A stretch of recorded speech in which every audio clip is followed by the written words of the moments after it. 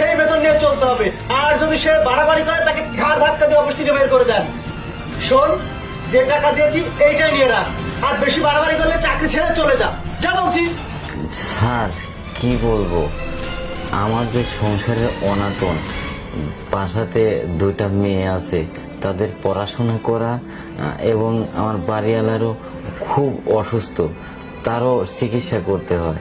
সব মিলে স্যার আমার এই টাকায় হচ্ছে না স্যার, খুব কষ্ট হচ্ছে।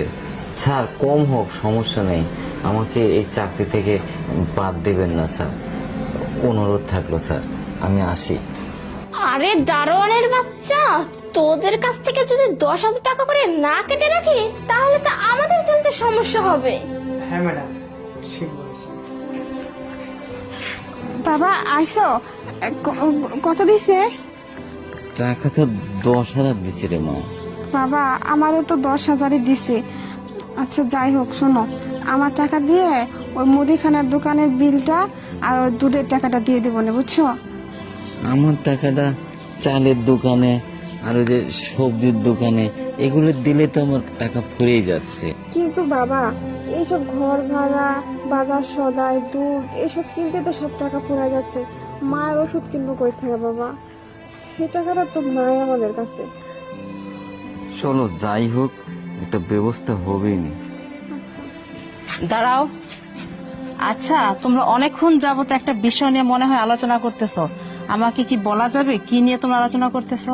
ম্যাডাম কি করে যে বলি আপনার এই কথাটা, আসলে ম্যাডাম আপনার কোম্পানিতে তো আমরা চাকরি করি, তো আমি পাই 10,000 আর বাবা পাই 10,000, এই 20,000 টাকাই পাই আমরা। তো এই 20,000 টাকা দিয়া মুদিখানার বিল, তারপর ঘর ভাড়া, এইটা ওইটা করতে না আমাকে সব টাকা শেষ হয়ে যায়। আমাকে এত বড় একটা সংসার ম্যাডাম, এই টাকায় চলে না। তারপর আবার মায়ের ওষুধ কিনতে হয়, এই সমস্ত কইরা মায়ের ওষুধটাও কিনতে পারি না। সেটাই আমি আর বাবা এখানে দাঁড়া থেকে বলতেছিলাম। কি বলতেছো? 10,000 টাকা করে বেতন পাও মানে? আমি তো তোমাদের প্রত্যেক মাসে 15,000 টাকা করে বেতন দেই। কি বলেন ম্যাডাম, 15,000?